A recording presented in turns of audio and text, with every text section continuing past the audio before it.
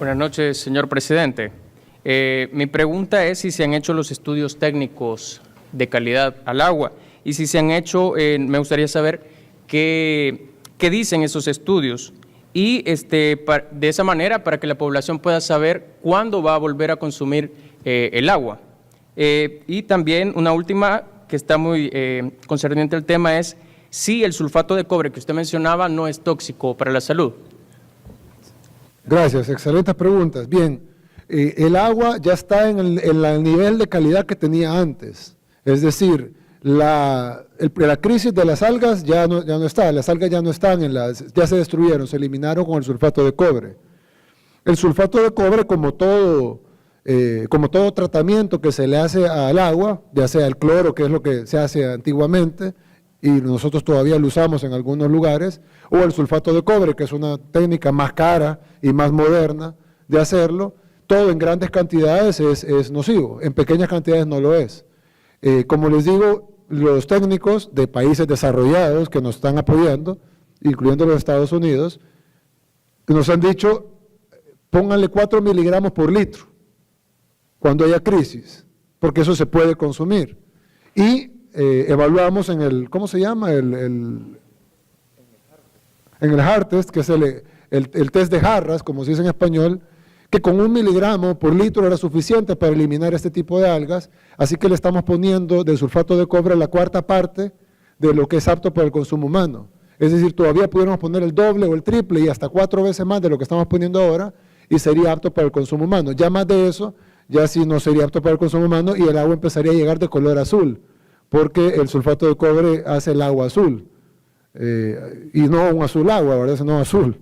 Entonces, evidentemente no podemos pasar de ese nivel, pero ahorita estamos muy por debajo del nivel que está aceptado internacionalmente y que el que se usa en los países desarrollados, cualquiera puede buscar en Google sulfato de cobre y va a ver que es un excelente eliminador de algas y hongos. Además, lo bueno del sulfato de cobre es que no solo eliminó las 3 algas que encontramos en los estudios, sino que además elimina otras impurezas que pueden haber en el agua. Así que el agua que está ahorita es más potable del agua que se recibía antes de la crisis. Ahora, siempre podrán haber problemas porque estamos hablando de tuberías oxidadas, estamos hablando de sistema arcaico y que la mayor parte de la población no se abastece ni siquiera de las pavas.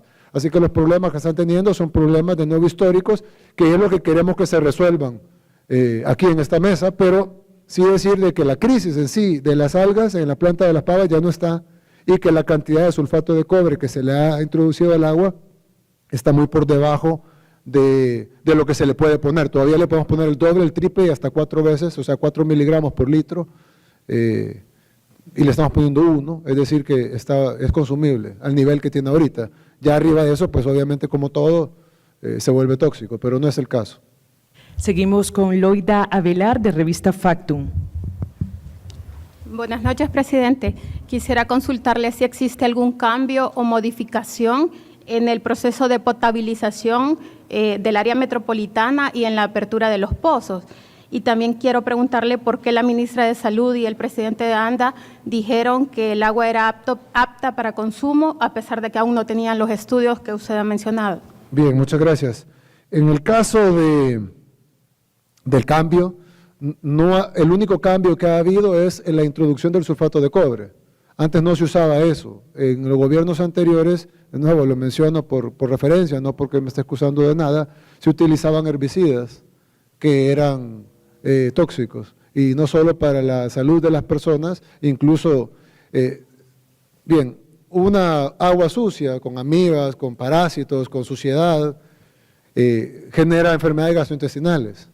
Pero un agua purificada de manera no correcta, como el caso de los herbicidas, por ejemplo, el caso de químicos nocivos para la salud, si bien no generan infecciones inmediatas, pueden dañar los riñones a largo plazo, generar enfermedades a largo plazo que son todavía peores de las gastrointestinales, solo que tardan años en que den esos efectos. Incluso El Salvador es uno de los países con la mayor tasa, con tasas más grandes de insuficiencia renal del mundo, precisamente por la mala purificación del agua y por la presencia de químicos y agroquímicos en el agua. Es un problema histórico que hay que resolver. Entonces el cambio que ahora hay, el único cambio que hay ahora es que se está utilizando sulfato de cobre que es lo que se utiliza en el primer mundo, en los países desarrollados, y que en los niveles que se le está poniendo no es tóxico, es totalmente consumible. Sin embargo, el agua per se de ANDA, yo no me atrevería a decir que es consumible, porque si bien puede salir consumible de la planta potabilizadora, luego entra en una red que hay tuberías de 100 años, me atrevería a decir el 100% de ellas oxidadas, y pues esta agua tiene óxidos, sedimentos, etcétera. Así que yo en lo personal no me atrevería a decir jamás que el agua de ANDA es consumible hasta que ya habremos terminado con este Plan Nacional de Agua, que no creo que dure menos de 2 años. ¿Por qué la ministra de Salud y el presidente de ANDA dijeron eso? Probablemente porque ellos están basados en estándares anteriores, en donde la gente, bueno, si esta agua se tomaba antes, ¿por qué no se va a tomar ahora? Pero la realidad es que este no es, y yo ya llamé la atención por eso, este no es el gobierno anterior, ni el anterior a este, ni los anteriores a este, donde dejaban que la gente se tomara el agua con herbicidas y con agroquímicos y con óxido. Este es un gobierno que debe ser responsable. Así que a mí me parece que yo, no, de mi boca y de mis funcionarios de ahora en adelante, no van a volver a escuchar de que el agua se puede tomar, ya que aunque lo estamos purificando mejor que como se purificaba antes, a partir de ayer, con el sulfato de cobre, pues con tuberías de 100 años, ustedes han visto las fotografías de muchas de las tuberías, bombas, tanques y motores de la planta potabilizadora. Con solo ver eso, ¿quién va a querer tomarse esa agua? Pero yo vi las fotografías del equipo nuevo que estamos pidiendo para cambiar el equipo viejo que está, y estoy pidiendo que se cambien las tuberías también. Pues ese equipo nuevo, entonces yo ya pudiera decir, miren, este es el equipo nuevo, acabadito de venir de Francia, podemos decirle a la población que el agua es totalmente potable. Hoy por hoy no lo es, por eso es que mucha gente consume agua de las empresas que venden agua purificada, o alguna gente pone un filtro en sus casas. Yo en lo personal tomo agua de filtro en mi casa. ¿Por qué? Porque no confío en el agua que cae directa del chorro. Hay gente que se la toma así, pero decirlo me parece que es un poco pensar como se pensaba antes y no pensar como debe pensar este nuevo gobierno. Escuchamos la última pregunta de Saraí Alas, de Diario El Mundo. Buenas noches, presidente. Yo quería saber cuáles son los 3 nombres de las algas y si estas afectan en la salud de la población. Y la Universidad de El Salvador anunció esta semana que está haciendo estudios sobre la calidad del agua y las algas que han proliferado cerca de la planta potabilizadora de Las Pavas. Entonces nosotros quisiéramos saber si van a coordinar esfuerzos, porque ellos han dicho que quieren coordinar esfuerzos con ustedes para ayudar a la población con este problema. Sí, bueno, muchas gracias. Las algas, ¿los nombres de las algas, Federico? Se llama Dolichur persmum y Pediastrum. Hay otra ahí abajo, a la derecha está el nombre. Y la última se llama Planctotrix. Se lo vamos a dar por escrito. Son 3 algas. La mayor cantidad de algas, la que causó el problema es la primera. Esa alga en sí no es tóxica. Sin embargo, encontramos dos algas que eran menor cantidad y una de ellas sí libera toxinas. Por eso en mi tuit de ayer y en mi publicación de ayer puse el agua ya está libre de toxinas una vez introducimos el sulfato de cobre. Porque si bien el alga que causó el mal olor y el mal sabor no es tóxica, una de las 3 algas que encontramos en mínimas cantidades sí libera toxinas, es decir, es tóxica para el ser humano. Cualquier apoyo que nos ofrezcan es bienvenido. Sin embargo, estos estudios se han hecho con la colaboración de países amigos, mucho más avanzados en el tema de agua que nosotros, y pues estos resultados son definitivos. Ahora, cualquier apoyo que vamos a recibir, pues es bienvenido. Pero sí, les vamos a dar los nombres de las algas y una de ellas sí era tóxica, la que estaba en menor cantidad. Bien, así concluye esta conferencia de prensa. Quería decir algo más, perdón, si no hay más preguntas.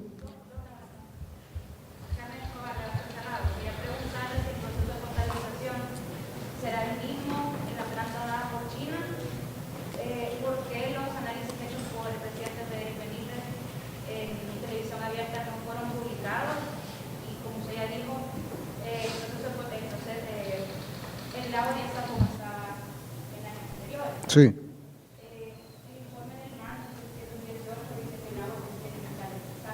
Sí. No.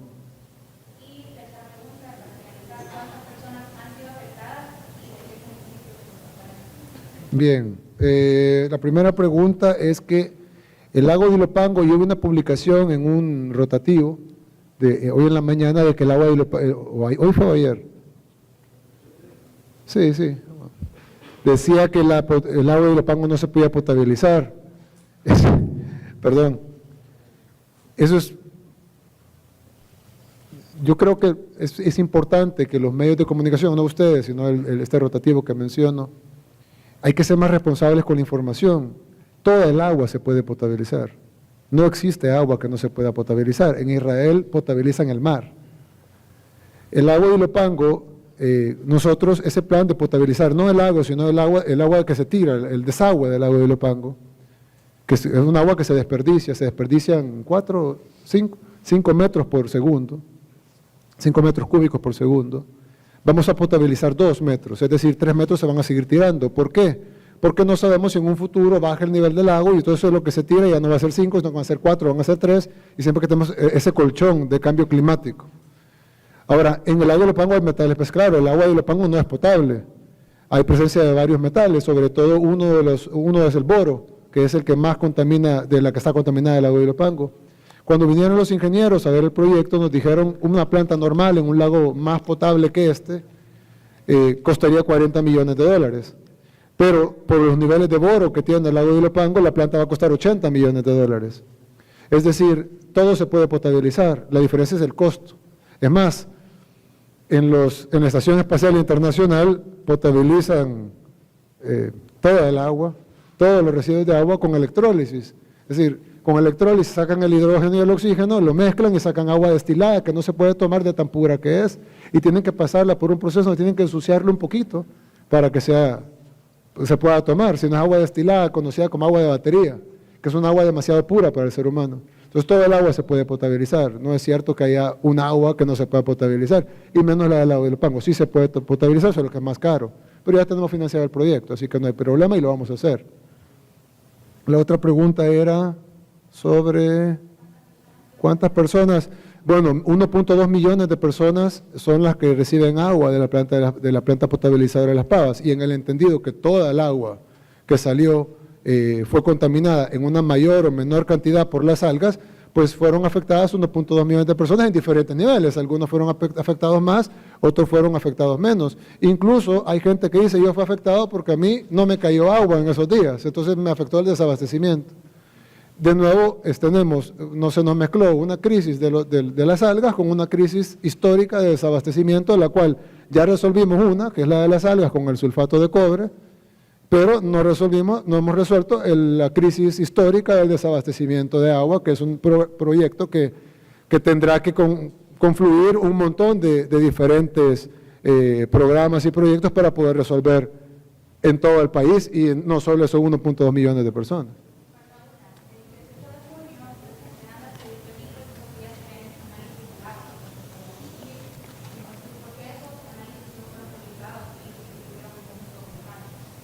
Sí, yo creo que, y lo repito ahora, hay un poco todavía en esta administración de pensamiento de la administración anterior, no solo en los funcionarios, sino incluso en el personal de las instituciones. Yo, al día de hoy, incluso con el sulfato de cobre, que es un purificante mucho mejor que el cloro y el herbicida que le echaban antes, yo no diría que el agua de Anda es potable y que se puede consumir. Pido disculpas por lo que se dijo, pero creo que responde a la forma que se ha pensado siempre, es decir, como siempre ha sido así, pues que siga así. Eso no debe ser así, no en este gobierno. Y pues ya se le llamó la atención a los funcionarios, creo que no lo dijeron de mala intención, pero una cosa es que decir esta alga no es tóxica y otra cosa es decir cómansela. Entonces, creo que son dos cosas totalmente distintas. Sí es cierto que el alga principal no es tóxica, pero yo no me voy a tomar un agua que huele raro y que sabe raro. Entonces, igual. Ahora, los exámenes del agua están aquí y ustedes quieren una copia, se les puede entregar. Ahí está el examen que se hizo, y incluso se le puede entregar también una copia del estudio de las jarras, en donde se probó la recomendación de los amigos de países más desarrollados que nosotros, en donde se nos dijo que el sulfato de cobre iba a ser suficiente para eliminar las 3 algas que teníamos, que detectamos en el agua, y otros elementos contaminantes. Así concluye esta No, conferencia. tiene otra pregunta. ¿Sí?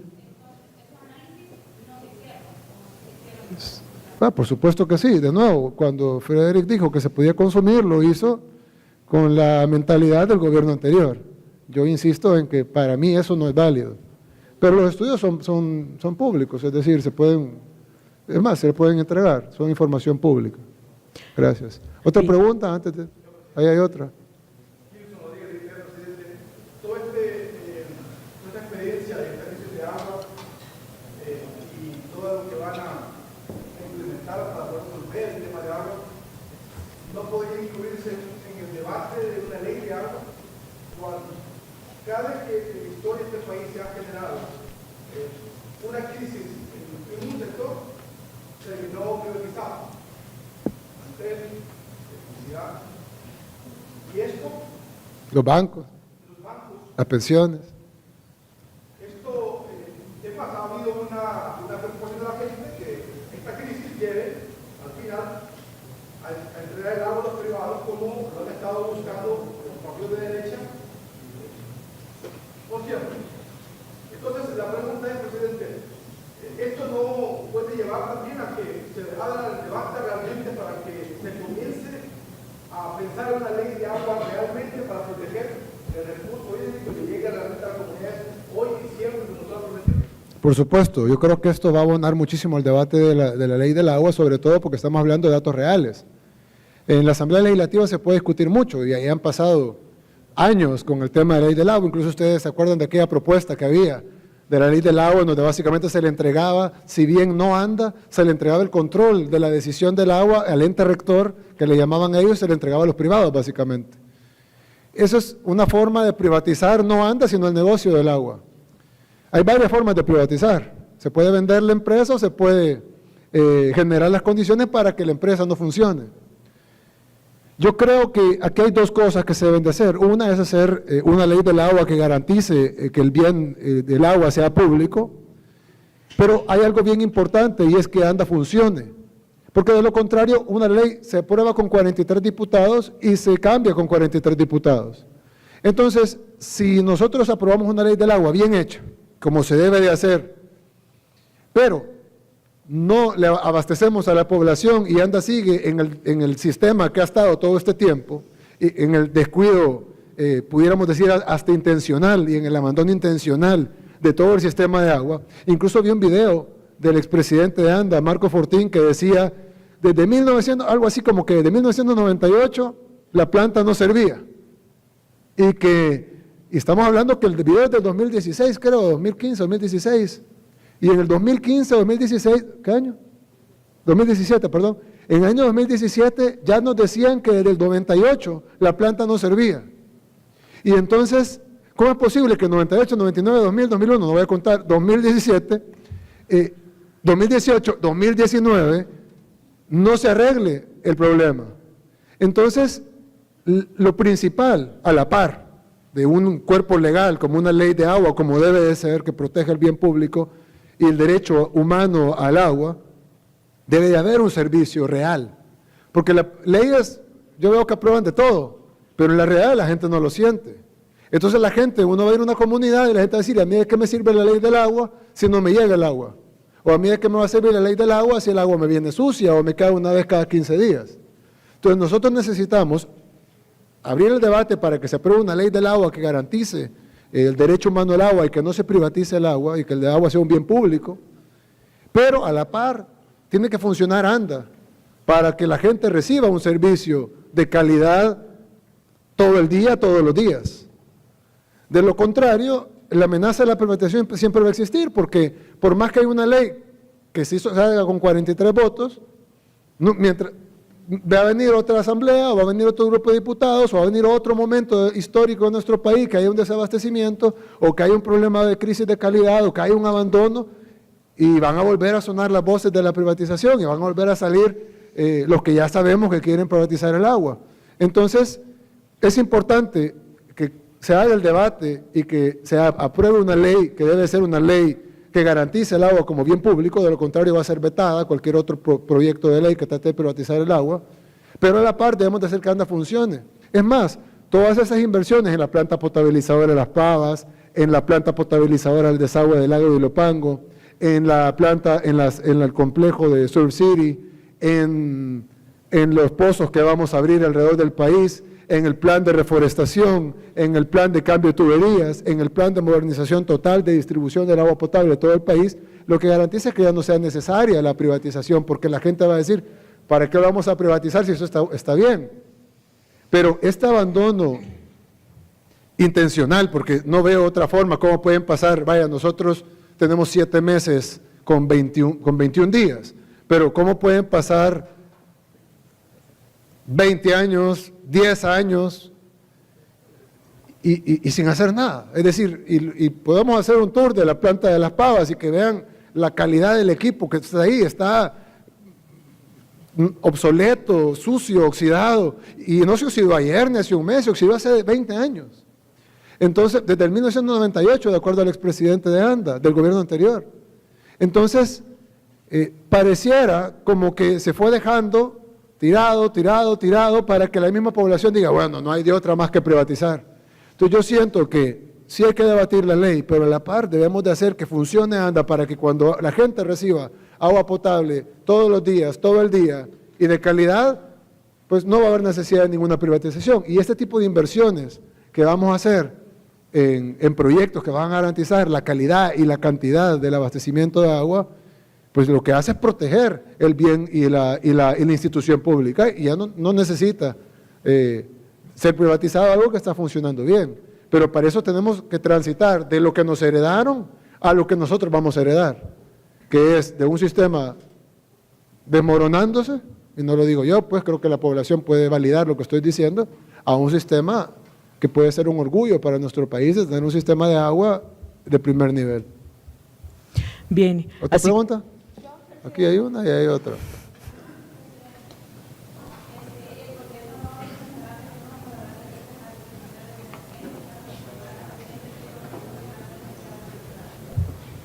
Bueno, uno de los planes que acabo de pedir es un plan nacional de reforestación. Evidentemente ese plan deberá contar con recursos, deberá contar con el apoyo de la sociedad en su conjunto, ONGs, empresas privadas responsables, etcétera, y pues si puede incluir unas sanciones nuevas para darle más dientes al ministerio, ¿por qué no? Claro que queremos tener más dientes. Si podemos tener una propuesta de reforma de ley o una nueva ley, pero no nos llenamos de leyes que no sean aplicadas, sino hagamos leyes que de verdad van a servir de algo, claro, ¿por qué no? Al contrario, creo que eso nos pudiera servir para que lo que nosotros vayamos a reforestar no vengan atrastalándolo, ¿verdad? Entonces definitivamente debe haber una protección de lo que vamos a ir a reforestar y de lo demás que todavía no ha sido deforestado, aunque la mayor parte de nuestro país sabemos que está deforestado y es una labor titánica que es la que se debe hacer y debemos de proteger esa labor titánica que tenemos que hacer, claro, por supuesto.